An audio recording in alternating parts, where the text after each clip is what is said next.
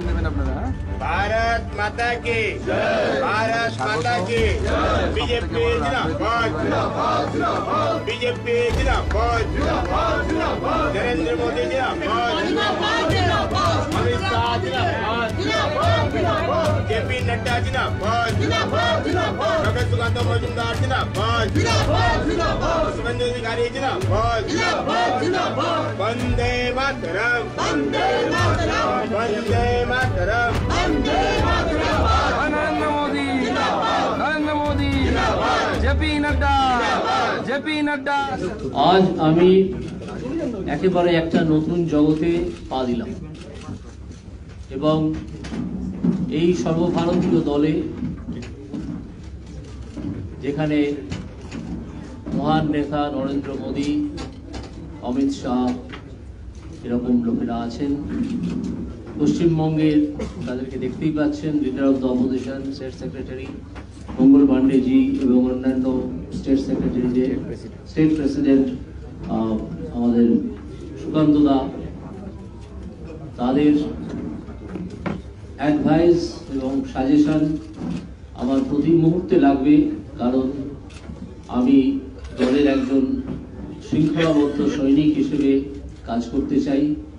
যে দায়িত্বই আমাকে দল থেকে দেওয়া হোক না কেন তা যথাযথভাবে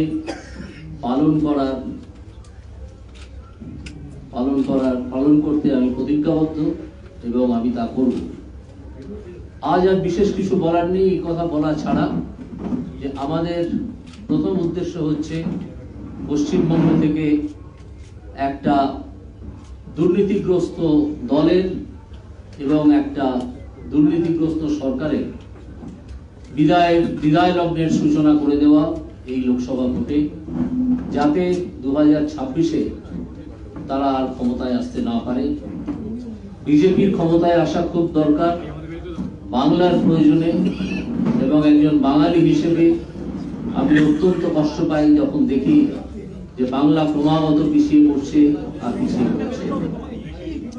তাই আমি সর্বভারতীয় দলে যোগ দিয়েছি, যেখান থেকে এই দুর্নীতিগ্রস্ত দল এবং দুর্নীতিগ্রস্ত সরকার এদের বিরুদ্ধে একটা ভয়ঙ্কর লড়াই শুরু করা যায় এবং একটা সিরিয়াস লড়াই শুরু করা যায়।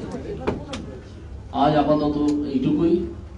এরপর আপনারা দেখতে পাবেন যে আমার দায়িত্ব, দল থেকে দেওয়া দায়িত্ব আমি পালন করছি কি করছি না, এবং আপনারা এবং পশ্চিমবঙ্গের মানুষ তার একটা অ্যাসেসমেন্ট করবেন।